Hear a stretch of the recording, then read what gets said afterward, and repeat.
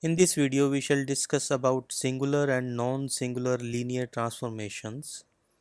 A linear transformation T from V to W is called singular if there exists a non-zero V in V such that T of V is 0. That means it kills a non-zero vector. If this does not happen, that means it kills only the zero vector, then T is called a non-singular linear transformation. Notice that if kernel f is only 0, that means T can kill only 0, then T is non-singular. So these two conditions are equivalent.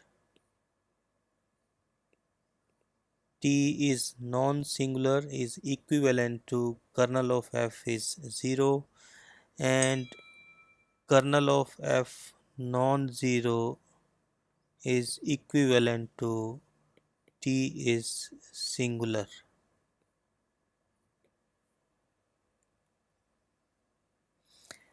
These are two examples of singular and non-singular linear transformations. We have already discussed these examples. This projection map, projection linear transformation from R cube to R cube, it sends xyz to xy0. We saw that whole z axis goes to 0 vector. So this transformation is singular. And this rotation map which rotates the point xy at by an angle theta anti-clockwise. This is non-singular because only 0 will go to 0 under this transformation. All other points, non-zero points, are rotated by an angle theta. This is an important feature of a non-singular linear transformation. The image of any linearly independent set is linearly independent under a non-singular linear transformation. So suppose that V1, V2, Vn is a linearly independent set in V, and we have to prove that its image, this set T1, TV1, TV2 up to TVn is linearly independent in the vector space W. For this, we assume that there exist scalars alpha 1, alpha 2, alpha n such that this linear combination is 0. But T is linear transformation, so we can write this linear combination this way. So T of this vector is 0, but remember T is non-singular, so it can send only 0 vector to 0. So this vector must be 0. But this vector is a combination of v1, v2, vn which are linearly independent. So all these scalars must be 0, and this shows that this set is linearly independent. So this proves that the image of a linearly independent set under a non-singular linear transformation is always linearly independent. This is another important feature of a non-singular linear transformation, that it is always 1 1. So we have to prove that a linear transformation T is 1 1 if and only if T is non-singular, means these two conditions are equivalent. So first we suppose that T is 1 1. We shall show that T is non-singular. That means we will show that 0 is the only vector whose image under T is 0. Now since T is a linear transformation, so under T 0 will go to 0.